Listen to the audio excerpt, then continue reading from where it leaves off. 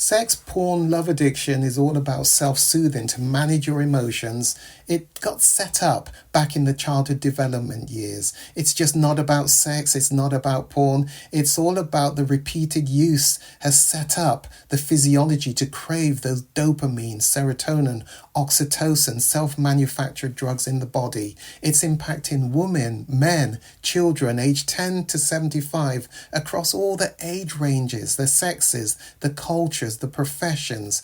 It increased exponentially during COVID lockdown and impacting so many lives. The Kairos Center has created the first online comprehensive sex, porn, love addiction. It's a video on demand recovery program which you can access from anywhere in the world and begin to see identifiable changes just within 6 weeks of beginning this weekly program. Kairos means your appointed time. Isn't it your time to reclaim your life? Bring color back to life without shame. Click the link below and begin your journey. You owe it to yourself and to others.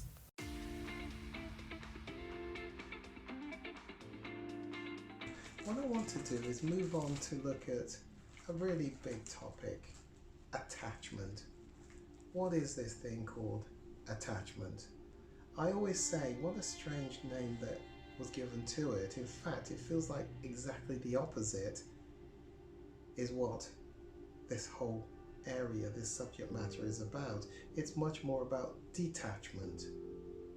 It's about the losses that get set up in individuals' lives in the early stages of childhood development, where the bonding with what we call or who we call the main caregiver, typically a mum or a dad, but can very much be a foster parent, an adopted parent, grandparents, aunts, whoever has the most significant influence in the day-to-day upbringing of the child, the main caregiver.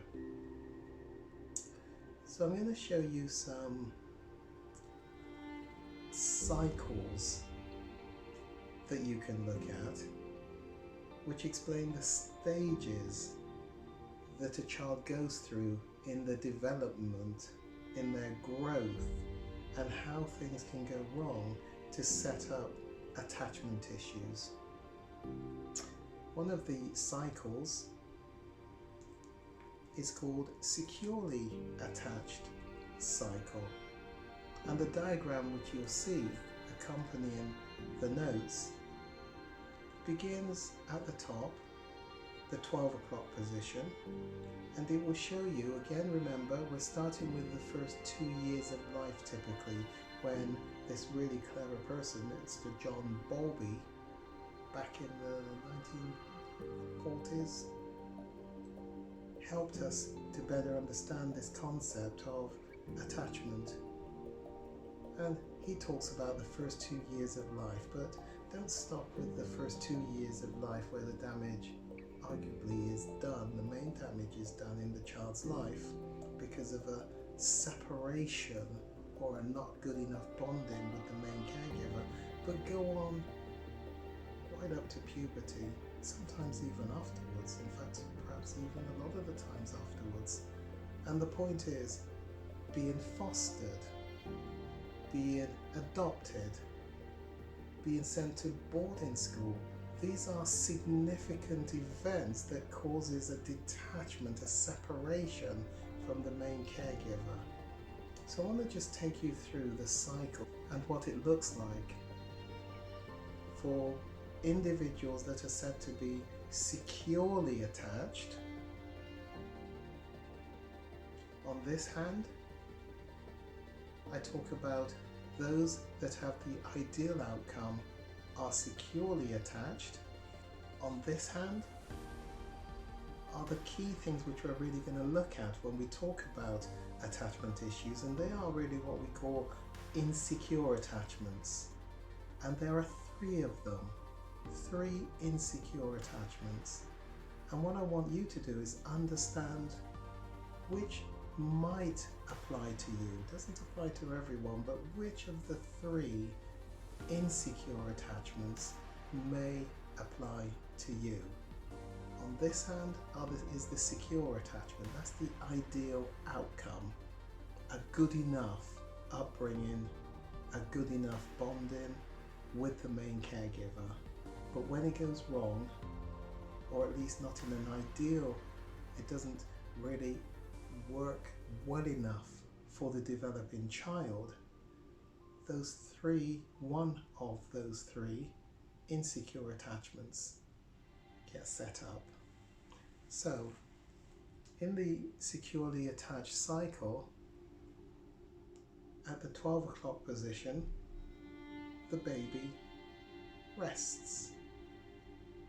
As you go round the cycle, the 10 past the hour on the clock face, the baby experiences discomfort or has a need.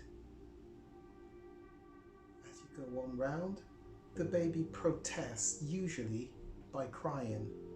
And of course the vehemence of the crying will increase as the child becomes more distressed because their particular needs are not being attended to and met straight away.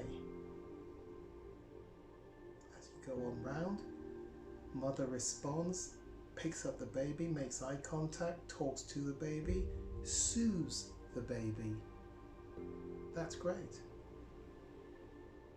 As you go on round the clock face, the baby, therefore, in response to the being looked after by mother, by the caregiver, the baby calms down and experiences trust. When the baby is out of sorts, cries, it doesn't mean immediately, but soon enough for the distressed child, their needs are met, they are soothed.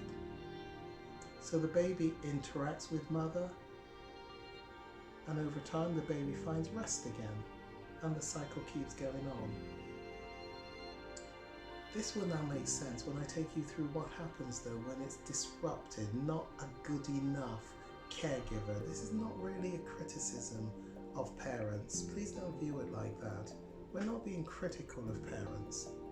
The fact is, parents can do the very best for each child, but twin 1 experiences attachment and life was done exactly the same way for twin 2, but twin 2 doesn't have any attachment issues. It's about the uniqueness of how that particular child's brain needed care and nurturing done. But of course, in many children's lives, the detachment, the separation, the not good enough care is quite apparent. And I'm going to take you through an explanation of those things.